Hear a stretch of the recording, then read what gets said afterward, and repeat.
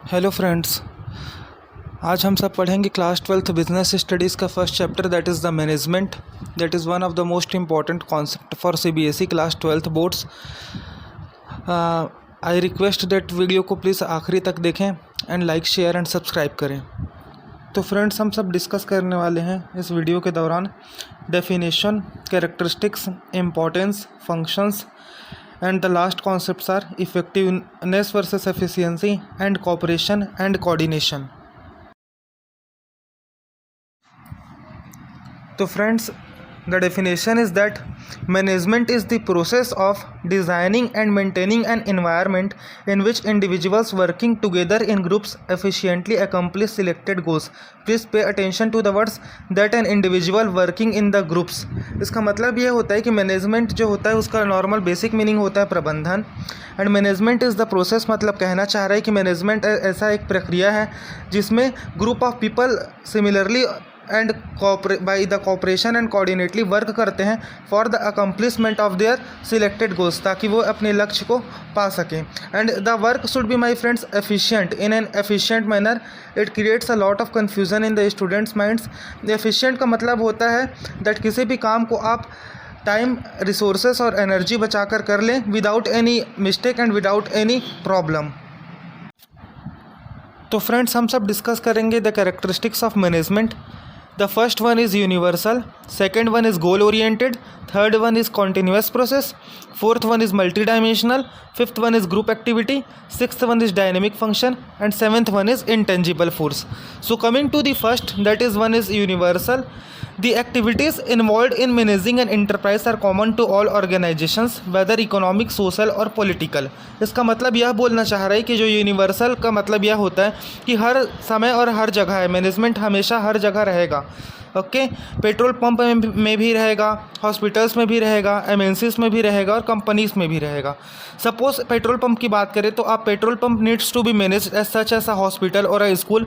What managers do in India, the similar concept managers applies in the United States of America, Japan और Germany is the same. How they do it may be quite different. The difference is due to the differences in culture, tradition and history. इसका मतलब ये होता है कि management एक ऐसा process है जो कि यूनिवर्सल है, वो हमेशा रहेगा और हर जगह रहेगा। The second one is goal oriented. An organization has a set of basic goals. जो भी कोई भी बिजनेस ऑर्गेनाइजेशन होता है, it has the basic reason for its existence और सर्वाइवल, दैट उसको गोल ओरिएंटेड करना है, उसको कुछ ना कुछ अपना लक्ष्य वह निर्धारित किया रहता है जिसे उसे पाना रहता है। दिस शुड बी सिंपल और clearly stated that different organisations have different goals. अलग अलग ऑर्गेनाइजेशंस के अलग अलग गोल्स होते हैं और उन गोल्स को उस बिजनेस ऑर्गेनाइजेशन को पाना है, तो इसका मतलब ये होता है कि वह गोल ओरिएंटेड है। The third one is the continuous process. My friends, जो मैनेजमेंट का प्रोसेस है वह हमेशा कॉन्टीन्यूअस रहता है, हमेशा चलता रहता है। जैसे कि हम बेसिक फंक्शंस जानते हैं, प्लानिंग, जो कि नेक्स्ट स्लाइड्स में भी हम पढ़ेंगे, प्लानिंग, कंट्रोलिंग, डायरेक्टिंग, तो यह सब ऑर्गेनाइजिंग, स्टाफिंग, यह सब प्रोसेस है। तो मैनेजमेंट एक कंटिन्यूअस प्रोसेस है। Fourth point is that the management is multi-dimensional. Basically, before reading these points, you must know that management of work, management of people and management of operations. Multi-dimensional होने का मतलब यह होता है my friends कि management के एक नहीं बहुत सारे डायमेंशंस हैं। मैनेजमेंट ऑफ वर्क से अपन यह समझ सकते हैं कि मैनेजमेंट ऑफ वर्क मतलब हॉस्पिटल हो गया, पेट्रोल पंप हो गया, या फिर डिफरेंट मशीनरीज हो गई। All organizations exist for the performance of some work. In a factory, a product is manufactured. In a garment store, a customer's need is satisfied, and in a hospital, patient is treated. So management translates this work in terms of goals to be achieved and assigns the means to achieve it. This is to be done in terms of the problem to be solved, decision to be made, plans to be stabilized, budgets to be prepared and responsibilities to be assigned and authority to be delegated. तो इसका मतलब यह होता है कि management of the work in different machineries. Second, अब management of the people. Human resources और people are an organisation greatest asset. तो मैनेजमेंट किस प्रकार से लोगों का प्रबंधन करता है, यह उसका सेकेंड पॉइंट हो जाता है। The third one is that management of operations. No matter what the organisation, it has some basic product और services to be provide in order to survive. This requires a product process which entails the flow of input material and the technology for transferring this input into the desired output for consumption. इसका मतलब यह बोलना चाह रहा है मेरे दोस्तों कि मैनेजमेंट ऑफ ऑपरेशंस का मतलब कोई भी फैक्ट्री डिफरेंट काम करती है डिफरेंट अपने ऑपरेशन प्रोसेस करती है, तो उसमें किस प्रकार से प्रबंधन होता है, यह एक मल्टी डायमेंशनल प्रोसेस आता है और इसका सब हेड क्या होता है, management of the operations. The fourth point is very easy, that is by the group activity. हमेशा ग्रुप में बाई द कोऑपरेशन और कोऑर्डिनेशन ही मैनेजमेंट का प्रोसेस होता है। Fifth point is that the dynamic function.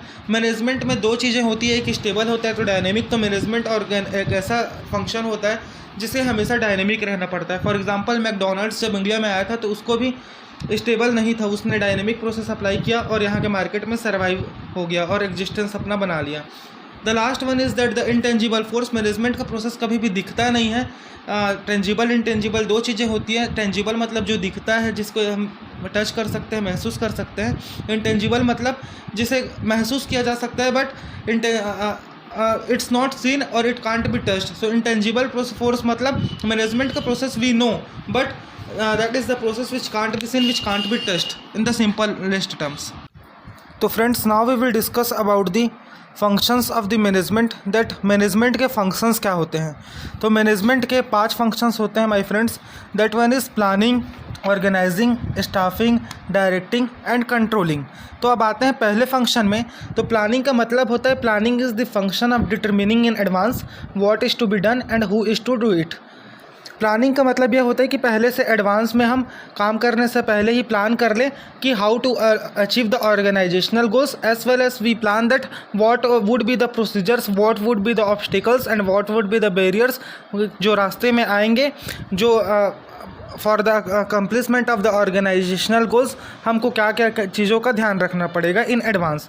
The second one is organizing, which is the management function of assigning duties. किसको duties निर्धारित करना है, grouping task, stabilizing authority and allocating resources required to carry out the specific plan. किसको duty assign करना है, authority किसको देना है, how to do the allocation of the resources for the achievement of the organizational goals, for the achievement of the specific plans, ये सबको organizing का काम होता है। The third one is the staffing. मतलब स्टाफिंग का सिंपल मतलब ये होता है finding the right people for the right job, to for the recruitment, how to do the recruitment and remuneration of the good amount of the people for the achievement of the organizational goals, यह staffing में आ जाता है। The fourth one is directing. Directing involves leading, influencing and motivating employees to perform the task assigned to them, how to motivate the employees, how to make the work done by them, यह सब directing processes के under होता है।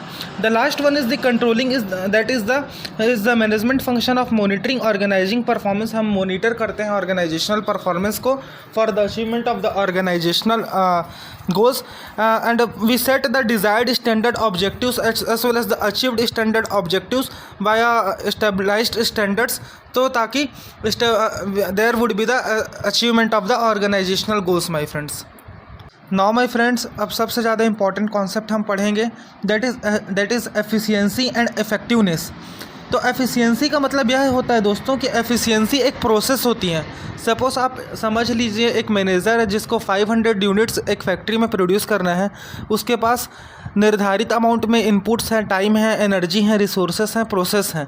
तो अगर वह input ज़्यादा use करेगा और 5000 यूनिट्स प्रोड्यूस कर लेगा तो मे बी वह इफ़ेक्टिव तो रहेगा लेकिन एफिशिएंट नहीं रहेगा।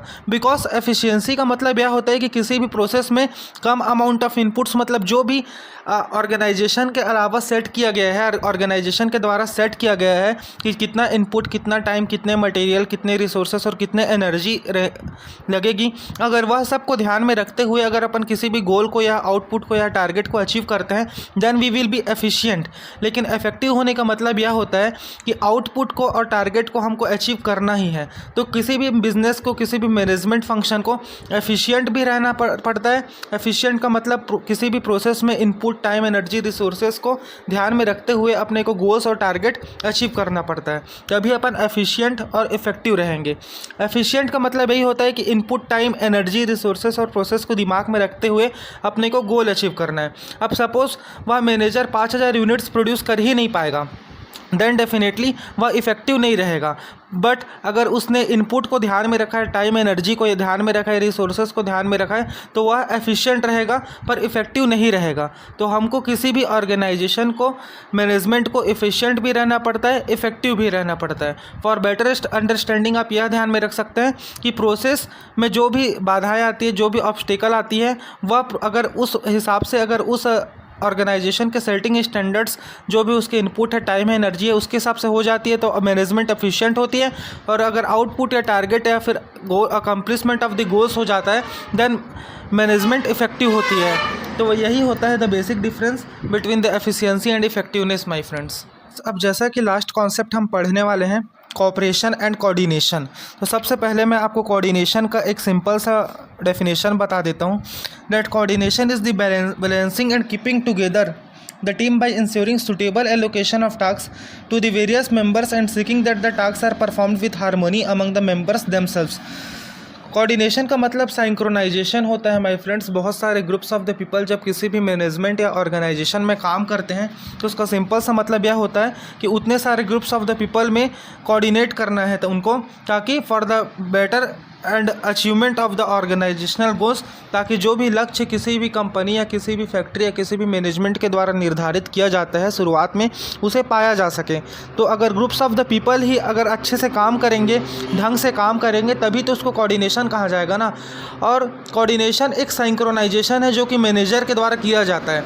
तो कोऑर्डिनेशन का मतलब जब मैनेजर उनको बैलेंस करेगा तब उसे कोऑर्डिनेशन कहा जाएगा। बट सिंपल कॉन्सेप्ट में समझने के लिए, मैनेजर जब उनको बैलेंस करेगा तब उसे कोऑर्डिनेशन कहा जाएगा, लेकिन अगर वह लोग आपस में बैलेंस हो जाएंगे तो उसे कोऑपरेशन कहा जाएगा। यह बहुत माइन्यूट सा और फाइन लाइन डिफरेंस होता है कोऑर्डिनेशन और कोऑपरेशन के बीच में। तो कोऑर्डिनेशन का मतलब अब समझ जाते हैं कि कोऑर्डिनेशन के फ़ायदे क्या हैं। सबसे पहला फ़ायदा यह होता है कि coordination integrate group efforts, group के एफर्ट को कोऑर्डिनेशन बहुत उपयोगी बना देता है। Second one is coordination ensures unity of action. संगठन में जब सब लोग रहते हैं तो उसमें शक्ति आ जाती है, और जिसकी वजह से प्रबंधन जो है वह किसी भी बिजनेस ऑर्गेनाइजेशन जो है वह अचीवमेंट कर लेता है अपने ऑर्गेनाइजेशनल गोल्स का। जो कोऑर्डिनेशन होता है वह कॉन्टीन्यूअस प्रोसेस होता है, यूनिवर्सल प्रोसेस होता है, हर समय हर जगह मिल जाएगा, मैनेजमेंट के जैसा है। रिस्पॉन्सिबिलिटी ऑफ ऑल मैनेजर्स होती है, ताकि वो टॉप लेवल, मिडिल लेवल या लोअर लेवल के मैनेजर्स क्यों न रहे। और एक डेलिब्रेट और जिम्मेदारी का फंक्शन होता है कि इसे हर जगह देखा जाता है। अब आते हैं डिफरेंस में कि कोऑर्डिनेशन और कोऑपरेशन के बीच क्या क्या डिफरेंस होती है। तो फ्रेंड्स, कोऑर्डिनेशन और कोऑपरेशन के बीच डिफरेंस यह होता है कि जो कोऑपरेशन होता है it includes a relatively shallow level of communication. उस लेवल का इसमें कम्युनिकेशन नहीं रहता जितना कोऑर्डिनेशन में रहता है, and can be immediately achieved as long as all the members of the groups are cooperative. लेकिन आप कोऑर्डिनेशन में आ जाते हैं तो deeper level of the communication रहता है, क्योंकि मैंने बोला था इसको छोटा भाई समझ लीजिए, कोऑपरेशन को, कोऑर्डिनेशन को बड़ा भाई। तो deeper level of the communication उसमें डेफिनेटली आ ही जाएगा, क्योंकि वह कोऑर्डिनेशन का प्रोसेस है, बड़ा प्रोसेस है। The second one is cooperation. Cooperation can usually be preserved when a new member is introduced. जब भी कंपनी में कोई भी नया मेंबर आएगा तो कोऑपरेशन को और पाया जा सकता है। लेकिन कोऑर्डिनेशन में क्या है, coordination usually takes some time to be rebuilt with a new member is introduced. अब कोऑर्डिनेशन मतलब ज़्यादा लोगों को अपने को संभालना है, तो कोई भी नया मेंबर आएगा तो संभालने में, उसको सेटल होने में टाइम लगेगा ना, इसलिए इसमें समय लगता है। और लास्ट प्रोसेस है cooperation describes a narrow scope of relationships. Narrow scope of relationships मतलब नैरो एस्पेक्ट में रहता है, रिलेशनशिप्स को narrow broad of point view से नहीं देखता है, नैरो व्यू से देखता है।